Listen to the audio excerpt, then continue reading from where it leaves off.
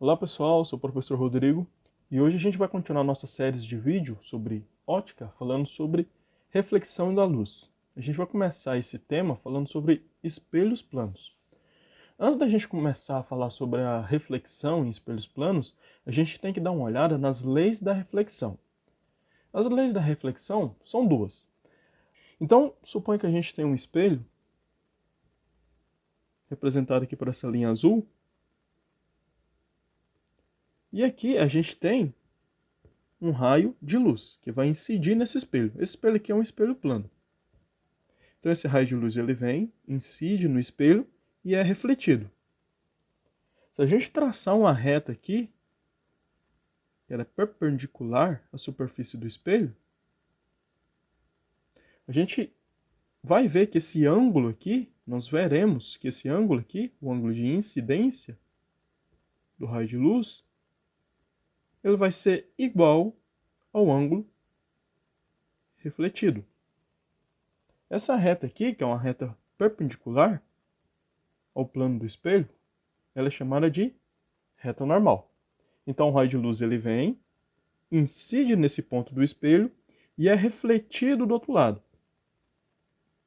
A gente divide esse ângulo aqui de reflexão pela reta normal, de forma que o ângulo incidente ele vai ser igual ao ângulo de reflexão. Dessa forma, a primeira lei da reflexão ela vai dizer que o raio refletido, a normal e o raio incidente, eles estão situados no mesmo plano. Então aqui a gente tem o raio incidente, esse daqui é o raio incidente, aqui a gente tem um raio refletido e aqui a gente tem a normal. Todos eles vão estar no mesmo plano. O que eu quero dizer com isso? Aqui eu tenho um plano, a parte de cima do espelho eu vou chamar de um plano, e a parte de baixo do espelho aqui, ó, eu vou chamar de outro plano. Então você tem um plano que é a parte de cima do espelho e o outro plano que é a parte de baixo. Então a primeira lei ela vai dizer que o raio incidente, o raio refletido e a normal estão todas no mesmo plano. Esse plano aqui no caso é a parte de cima do espelho. Já a segunda lei ela vai falar justamente com relação a esses ângulos aqui, o ângulo de incidência e o ângulo de reflexão. Numa reflexão, sempre o ângulo de incidência vai ser igual ao ângulo de reflexão. Então aqui a gente tem anunciadas as nossas duas leis da reflexão.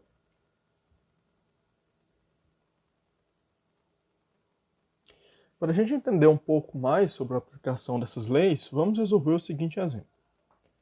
Um raio de luz, ao incidir num espelho plano, forma com sua superfície um ângulo de 50 graus. Qual é o ângulo de reflexão? Então, no caso, a gente vai ter o nosso espelho plano aqui. Então, está aqui o nosso espelho plano.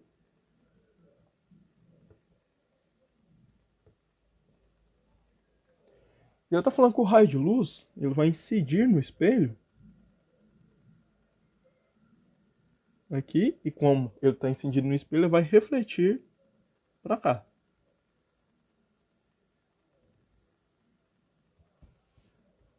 Então está aqui a incidência e está aqui a reflexão. O exercício nos diz que esse ângulo aqui que ele vai formar, porque ele fala aqui, ó, vai formar um ângulo, né, um raio de luz ao incidir no espelho plano, forma com sua superfície de quem? Superfície do espelho. Um ângulo de 50 graus. Então, um ângulo que ele está formando aqui é um ângulo de 50 graus. Então, aqui a gente vai ter a formação de um ângulo de 50 graus. E aqui quem que a gente tem? A gente tem a reta normal.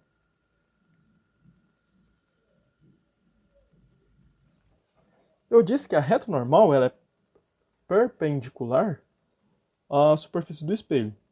Quando alguma coisa é perpendicular à outra, isso quer dizer que ela está formando um ângulo de 90 graus. Ou seja, se aqui a gente tem o nosso espelho, a gente fala que a reta é perpendicular, aqui a gente tem um ângulo de 90 graus.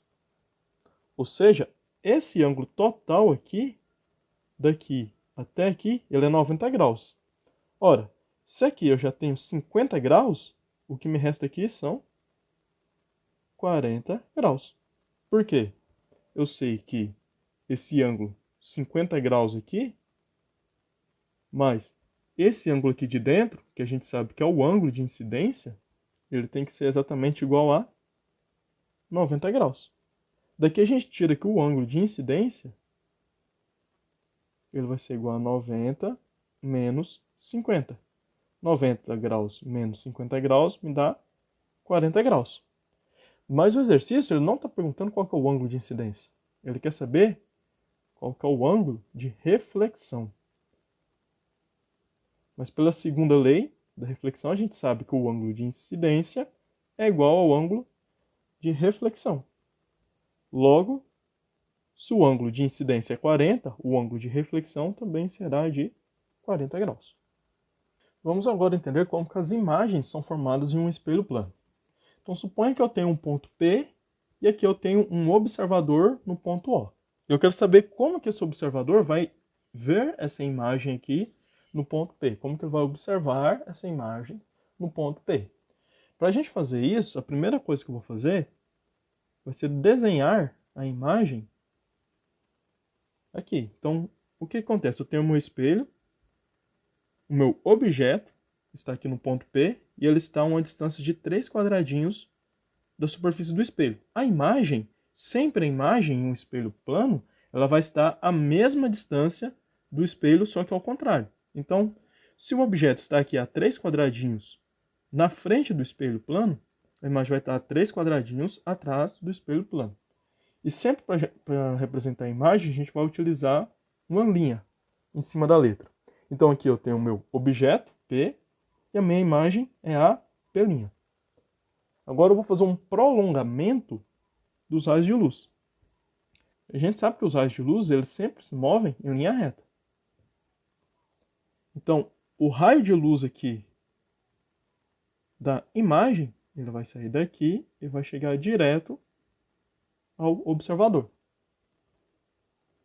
Mas como a gente está falando de prolongamento, o raio de luz, na verdade, ele não sai aqui de trás do espelho, ele não vem até a parte de trás do espelho. O que a gente tem aqui são prolongamentos do raio de luz. Então, por isso a gente desenha com forma tracejada, para representar que aqui a gente tem um prolongamento desse raio de luz. O raio de luz, na verdade, ele veio aqui do objeto, ele vai bater no espelho e vai ser refletido para o observador. Só que o observador, ao observar a imagem, ele vai ver essa imagem como se ela estivesse dentro do espelho. Então o que a gente tem é o seguinte, o raio de luz aqui, ele sai do objeto, ele vem aqui na direção do espelho, bate no espelho, é refletido e chega até o observador. Mas o observador, como ele está olhando no espelho, o reflexo que ele vai ver, a imagem que ele vai ver, a imagem refletida, a imagem gerada pelo espelho, ela vai se posicionar como se estivesse dentro do espelho. Então, uma característica muito importante da gente lembrar é, primeiro, essa distância aqui, ela é a mesma, ou seja, a imagem ela está à mesma distância da superfície do espelho que o objeto. Então, essa distância aqui ela é igual. Se o objeto está a 3 centímetros da superfície do espelho, a imagem ela vai ser gerada como se ela estivesse a 3 centímetros dentro do espelho. Como essa imagem está dentro do espelho, a gente chama essa imagem de imagem virtual, porque ela está sendo gerada dentro do espelho. Para você ver essa imagem, você vai pegar o prolongamento dessa linha aqui, do raio de luz, que parte da imagem e chega até o observador. Mas lembre-se que, na verdade, isso aqui é feito através de uma reflexão desse raio. De forma que você tem a normal aqui. E sempre o ângulo de incidência vai ser igual ao ângulo de reflexão. Outra característica da formação de imagens em espelhos planos é a formação de imagens revertidas. Então aqui eu tenho um objeto que está na frente do meu espelho e eu vou ter a formação da imagem desse objeto na parte posterior do meu espelho. Então, primeira coisa, a gente sempre seguir as regrinhas que a gente seguiu aqui para poder representar essa imagem. Então a gente sabe que o ponto A', que vai ser a imagem formada aqui no espelho, ela vai estar à mesma distância na parte de trás do espelho que o objeto está na parte frontal. Então, se aqui ele está a uma distância de 1, 2, 3 quadradinhos, a parte de trás vai estar a uma distância de 1, 2, 3 quadradinhos também. Então, aqui está o A'. Seguindo aqui, o B ele está bem nessa posição aqui. 1, 2, 3, 4, 5 quadradinhos. Então, aqui a gente vai ter um B', 1, 2, 3, 4, 5 quadradinhos também. Então, você vai e representa o B' aqui a 5 quadradinhos. E assim você segue com o C. Ó. O C está aqui a uma distância de novo de 3 quadradinhos. Então, aqui a gente vai ter uma distância de 1, 2, 3 quadradinhos. Então, aqui está o C'. E por fim o D. A gente tem uma distância de 1, 2, 3, 4, 5 quadradinhos. 1, 2, 3, 4, 5 quadradinhos. Então aqui a gente tem o D', a uma distância de 5 quadradinhos. Então eu fiz a representação das imagens de cada um desses pontos. Agora eu vou ligar os pontos e vou ter o mesmo objeto, a imagem do mesmo objeto, formada frente a um espelho plano. Tem a imagem do mesmo objeto formada aqui em frente a esse espelho plano. Então está aqui a imagem do objeto. Observe que essa imagem ela é revertida. É importante destacar que a palavra correta é revertida. Para termos técnicos, o termo correto é revertido, não invertido, como a gente costuma utilizar no cotidiano. Por que que seria invertido? Invertido seria se a imagem fosse formada de ponta cabeça, né? Suponha que você tem um objeto aqui, você tem um ponto A. Se a imagem desse objeto,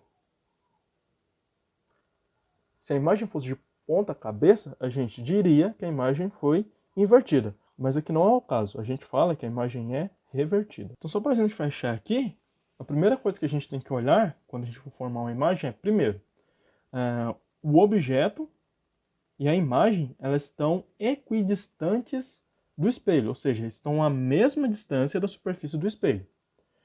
Os objetos e as imagens elas têm naturezas contrárias. Se o objeto é real, a imagem é virtual e vice-versa. Então aqui são as duas regrinhas para você formar essas imagens. E a última coisa, né, a última característica, mas não menos importante para objetos extensos, é que a gente tem a formação dessa imagem revertida, ou também ditas enantimorfas, que significa formas contrárias. Então as imagens também são ditas enantimorfas. Então essas palavras são sinônimos quando a gente está trabalhando com espelhos planos. Então a imagem pode ser dita revertida ou enantimorfa. Então, vamos resolver mais um exemplo para a gente entender um pouco sobre a aplicação desses conceitos de formação de imagem. Então nesse exemplo aqui está falando o seguinte, a gente tem dois objetos, dois pontos, né, A e B, e eles estão diante de um espelho plano. Qual é a distância entre o ponto B e a imagem do ponto A? Então ele quer saber qual que vai ser a distância entre este ponto B aqui e a imagem do objeto A, que será formada aqui atrás do espelho, certo? Então, a primeira coisa, a gente sabe aqui, ele já nos deu essas distâncias aqui. Então, a gente somando essa distância aqui, a gente sabe que a distância total ela vai ser igual a 18 centímetros. A gente sabe que a imagem de um objeto está equidistante. A imagem e o objeto, melhor dizendo, estão equidistantes à superfície do espelho. Então, se o objeto A, né, se o ponto A ele está a uma distância de 18 centímetros, é de se esperar que a imagem desse objeto ele esteja também a uma distância aqui de 18 centímetros. Então aqui a gente tem a imagem de A. Então ele vai estar também a uma distância aqui de 18 centímetros. Agora já ficou fácil, porque ele quer saber qual que é a distância entre o ponto B e a imagem do ponto A. Então, ele quer saber qual que é essa distância aqui, entre o ponto B e a imagem do ponto A. Ele quer saber qual que é esse valor aqui. Qual que é essa distância? Então, a gente sabe que o D aqui, ele vai ser igual a quem? Vai ser igual a essa distância aqui de B até o espelho, né? Então vai ser igual a 12, mais a distância do espelho até o ponto, até a imagem, né? A imagem do ponto A, que vai ser 18. Então, quando a gente somar esses dois aqui, 12 com 18, 12 com 18 vai dar 30 centímetros. Bom, nesse outro exemplo a gente tem a seguinte questão. Uma pessoa mantém diante dos olhos, a 20 centímetros de distância, um espelho vertical, de modo a ver nele a imagem de um poste vertical de 4,4 metros de altura, situado exatamente a 1,8 metros atrás de si. Qual é a mínima dimensão vertical que o espelho deve ter para que a pessoa veja inteiramente a imagem do poste? Então aqui tem uma imagem da construção do problema, onde a gente tem o nosso poste aqui, né, representado pelo segmento AB. Aqui a gente tem nossa pessoa, representada pelo segmento OP. E aqui a gente tem um espelho suspenso, né, com o segmento E a linha. Esse espelho está na posição F. E logo atrás do espelho a gente vai ter essa formação da imagem aqui do poste, por A' e B', né, pelo segmento A', B'. A imagem ela vai ter exatamente o mesmo tamanho do objeto. E a distância dessa imagem até o espelho vai ser a mesma do objeto até o espelho. O que ele quer saber é qual que é o tamanho, né, desse segmento E' para que o observador consiga ver o poste completamente. Se você reparar bem aqui, esse problema aqui é um problema de semelhança de triângulos. Porque a gente vai ter aqui um triângulo grandão aqui, formado pelo segmento AO, A', melhor dizendo, O e B'. A gente vai ter um triângulo menor aqui, formado pelo segmento E, O e A'. E lá da relação dos triângulos, semelhança de triângulos, a gente sabe que A' sobre B', ou melhor, A' B' sobre E' vai ser igual a quem? Vai ser igual a essa distância aqui, né? Essa altura aqui, B' sobre PF. Ou seja, a razão entre as bases do triângulo, quem que são as bases? A', B', né? Dividido por E', vai ser igual a razão entre as alturas do triângulo. A altura do primeiro é PB' sobre PF, certo?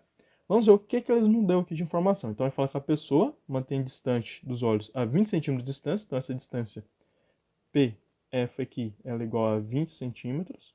Um espelho vertical. Fala que a imagem do poste aqui tem a altura de 4,4 metros, né? Então, esse valor aqui, A', B', esse segmento aqui, vai valer 4,4 metros. Importante a gente colocar tudo isso daqui em metros. Então, 20 centímetros equivale a 0,2 metros.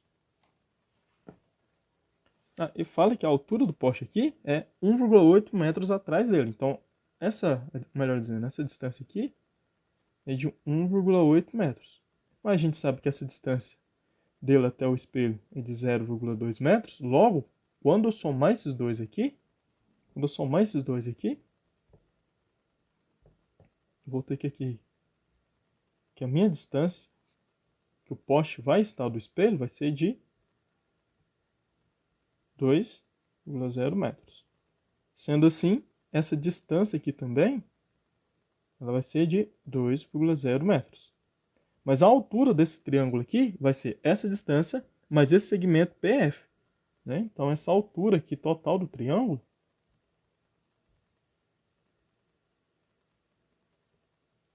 daqui para cá, então a altura total do triângulo ela vai ser a soma dessa distância aqui mais essa pequena distância aqui, que é 0,2 metros, né? Então a altura total, quando eu somar isso tudo aqui,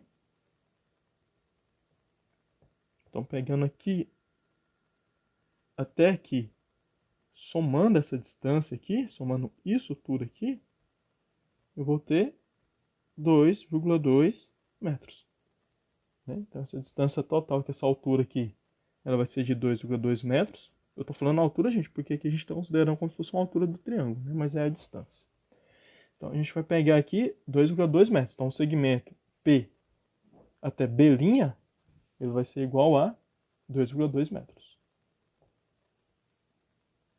Então, de P até B', a gente vai ter um valor de 2,2 metros.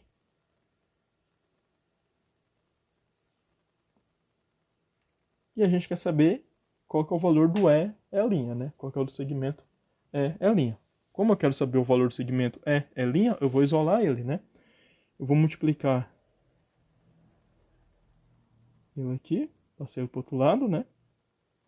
Então vai ficar assim, a linha B' vai ser igual a PB' vezes E', dividido por PF. Agora eu vou pegar o PF e passar para o outro lado. Então a gente vai ficar com PF vezes AB' vai ser igual a quem? Vai ser igual a PB vezes E'. Passando PB para o outro lado, a gente vai ficar com PF vezes AB' dividido por PB igual a E'. Invertendo isso daqui, só para ficar mais comum, da forma que a gente está mais acostumado, então a gente vai ter PF vezes AB' dividido por PB.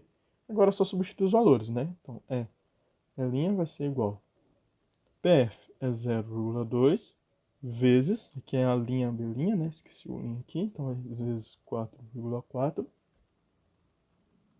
dividido por 2,2. Então isso daqui vai dar E' vai ser igual a 0,88 dividido por 2,2, vírgula, aliás, né?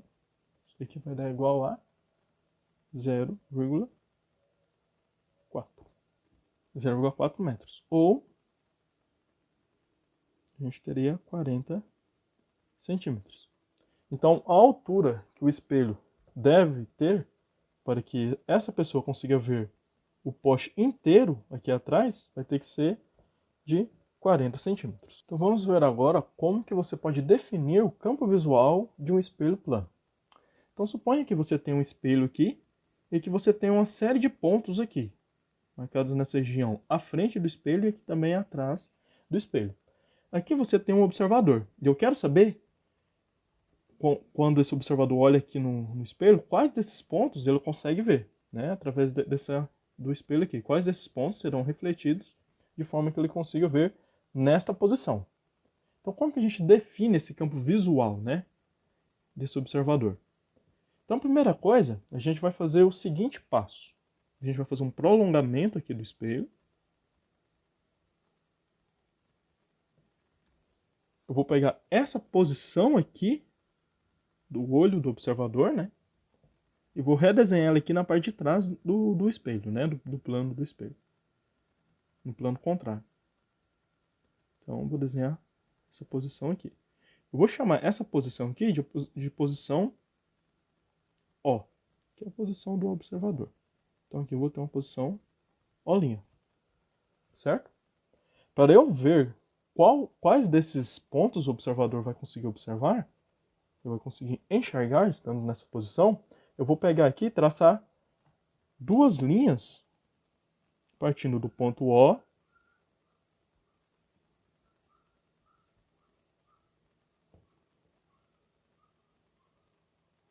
e tangenciando aqui as bordas do espelho. Então, os limites do espelho aqui. Então, vem uma linha aqui e outra linha aqui. Tangenciando aqui as bordas do espelho. Mas lembre-se que sempre aqui atrás do espelho a gente tem prolongamentos de linhas. Então, vou fazer isso aqui tracejado. Só para indicar que aqui a gente está atrás do espelho, para não haver nenhuma confusão. E aqui eu vou fazer a reflexão aqui, né? A projeção dessas linhas aqui. Chegando novamente no ponto alto do observador. Então, o que acontece? Tudo que estiver aqui dentro dessa área delimitada aqui, por essa linha aqui, vai ser o que o observador vai conseguir enxergar. Então, tudo que tiver aqui vai ser o que o observador vai conseguir enxergar. Basicamente, o que acontece? Você tem raios de luz que incidem aqui, né? Você tem uma série de raios de luz, aqui no meio também você tem. Só que a gente não precisa de pegar os raios no meio aqui, basta você pegar os raios nas extremidades do espelho, né? Fazer essa reflexão deles e apontar eles aqui para o olho do observador. De forma que tudo o que estiver aqui entre esses dois raios extremos aqui será o campo de visão do observador quando ele olhar para o espelho. Essa técnica de você pegar aqui e fazer a projeção aqui, você redesenhar aqui, né, uma imagem do observador do lado de cá e fazer o prolongamento desses raios, é uma técnica para facilitar você para detectar qual que é o campo de visão. Então, no caso aqui, se fosse uma questão de vestibular, por exemplo, seria perguntado quais desses pontos, né, o observador conseguiria observar. A resposta seria o ponto A, né, o ponto A, o C, o D, o G. O B, ele quase entrou, mas ele não entrou aqui. O B está bem aqui, quase entrou, mas não entrou no campo de visão. E note que a gente tem pontos aqui que estão atrás do espelho, o ponto H e o ponto I. Como o espelho não é transparente, era de se esperar que o observador não conseguisse ver atrás do espelho, né? Então, não tem como o observador ver esses objetos aqui. Então, lembre sempre dessa técnica. Se você fizer sempre esses passos que eu lhe apresentei aqui, você sempre vai conseguir determinar qual é o campo de visão que o observador vai ter ao olhar para um espelho plano. Então, vamos praticar mais uma vez, nesse exemplo aqui, sobre campo de visão. Então, o exemplo fala que um observador O está olhando para o espelho plano E da figura. Quais os pontos numerados ele poderá ver por reflexão do espelho? Então a gente tem nosso observador O aqui. Esse observador está a uma distância D do plano do espelho. Então a gente vai utilizar aquela mesma técnica para desenhar uma imagem desse observador aqui, O, a mesma distância D. Feito isso, vamos traçar duas retas que vão partir do ponto O e passar pelas extremidades do espelho. A gente vai ter algo assim. Quando você faz isso, lembre-se que aqui a gente tem os prolongamentos dessa reta, né, que não são as retas propriamente ditas. E essas retas estão representando aqui raios de luz. Aqui atrás você tem um prolongamento desses raios de luz. E da mesma forma que a gente viu anteriormente, tudo que estiver aqui delimitado por essas duas retas é o campo de visão do observador, certo? Então, a resposta da questão é que o observador ele conseguirá ver os pontos 3 e 4. Então, ele conseguirá ver os pontos 3 e 4.